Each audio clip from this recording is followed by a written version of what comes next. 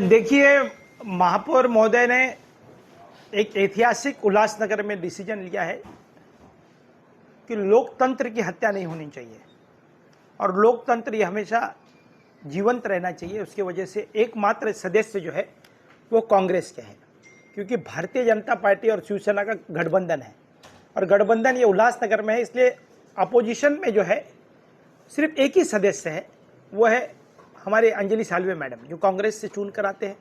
तो लोकतंत्र में जब भी विरोधी पक्ष रहता है तभी भी सत्ता पक्ष कोई गलत काम करता होगा तो विरोधी पक्ष उसे जगाने की महत्वपूर्ण भूमिका अदा करता है।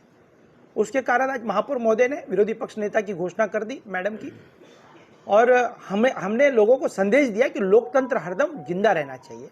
इसके वजह से हमने उनको इस तरीके की आज जो हुई है घटनाकार महानगर पालिका में, तो भाजपा के कुछ नगर सेवक जो है वो हमारे जो सचिव है उनके ऊपर कुछ उनको घेरने की कोशिश कर रहे थे। वो डेमोक्रेसी के तौर पर उन्होंने आंदोलन करना चाहिए, आंदोलन करने का कोई तरीका नहीं है, पर आंदोलन कर रहे हैं तो मुझे उसमें भी कोई बात नहीं है। पर मैं अंदर गया, जो आपका प्रश्न था, मैं उल्लासनगर महानगर पालिका की शिवसेना जो है हमारा 41 लोगों की मेजॉरिटी के साथ में महापौर हमारे हैं शिवसेना के, और मैं शिवसेना पार्टी का एक प्रमुख कार्यकर्ता के रूप में, और महापौर जो है हमारे, उनका प्रतिनिधित्व बनकर मैंने आयुक्त महोदय को पत्र भेजा हुआ है कि मैं उनका प्रतिनिधित्व करने वाला हूं। तो महापौर का प्रतिनिधित्व करने वाले व्यक्ति हमेशा कहां पर भी जा सकते हैं, ये लॉ कहता है, ये बीपीएमसी एक्ट कहती है। और महापौर जो है वो खुद होकर कमिश्नर कार्यालय में नहीं जा पाते हैं, नहीं जाना है, क्योंकि प्रथम नागरिक होने के कारण आयुक्त को हम बुला सकते हैं, पर आयुक्त महोदय के पास इतनी गर्दी होने के कारण मैं महापौर का प्रतिनिधित्व हूं और एक शिवसेना पार्टी का सबसे बड़ी जो पार्टी है उल्लासनगर में, उसका एक छोटा सा कार्यकर्ता हूं। इसके कारण मैं आयुक्त महोदय को मिलने चले गया था हमारे गठ नेता अरुण आशान जी के साथ में। अब बाहर क्या हुआ मुझे मालूम नहीं।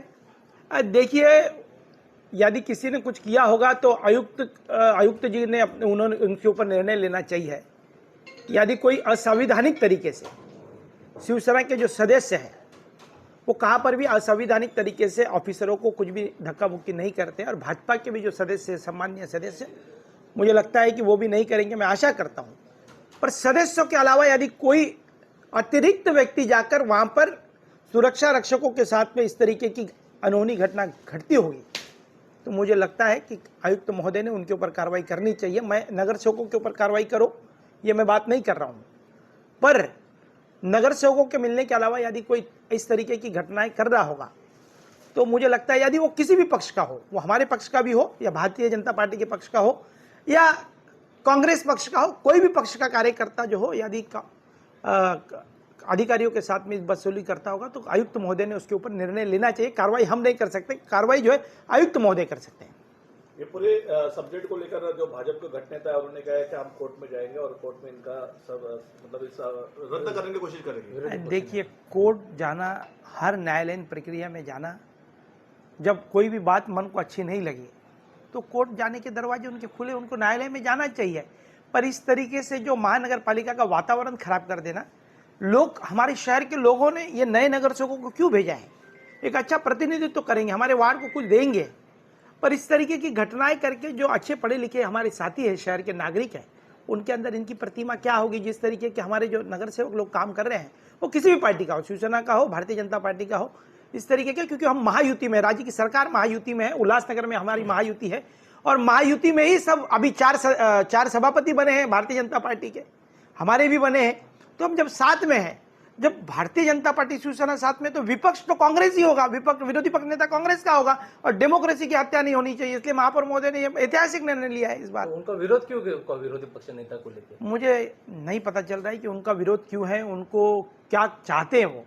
मुझे लगता है सत्ता में बैठकर कहाँ विरोधी पक्ष नेता उनको तो नहीं चाहिए, ऐसे मुझे अभी एहसास हो रहा है। और यदि विरोधी पक्ष नेता उनको चाहिए था तो सत्ता पक्ष उनको छोड़कर विरोधी पक्ष में बैठना चाहिए था। मुझे, मेरी व्यक्तिगत सलाह है, ये मेरी पार्टी की सलाह नहीं है, क्योंकि जब कोई भी व्यक्ति सत्ता में रहता है तो विपक्ष की भूमिका वो अदा नहीं कर पाएगा। विपक्ष की भूमिका यदि उनको अदा करनी होगी तो सत्ता पक्ष में न रहकर विपक्ष में जाकर बैठे, मेरी ऐसी व्यक्तिगत सलाह है। विषय तुम्ही चर्चेमध्ये आणताना तुम्ही भाजपला विश्वासात का नाही घेतला?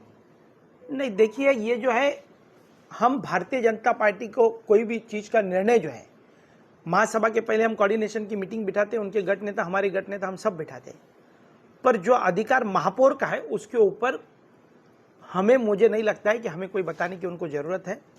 विरोधी पक्ष नेता का जो निर्णय लेना है वो महापौर का अधिकार है, उन्होंने लिया है कि उनको लगा कि डेमोक्रेसी की हत्या नहीं होनी चाहिए, डेमोक्रेसी जिंदा रहनी चाहिए, तो उन्होंने अपना काम किया और अंजलि साल्वे मैडम को विरोधी पक्ष नेता की घोषणा कर दी।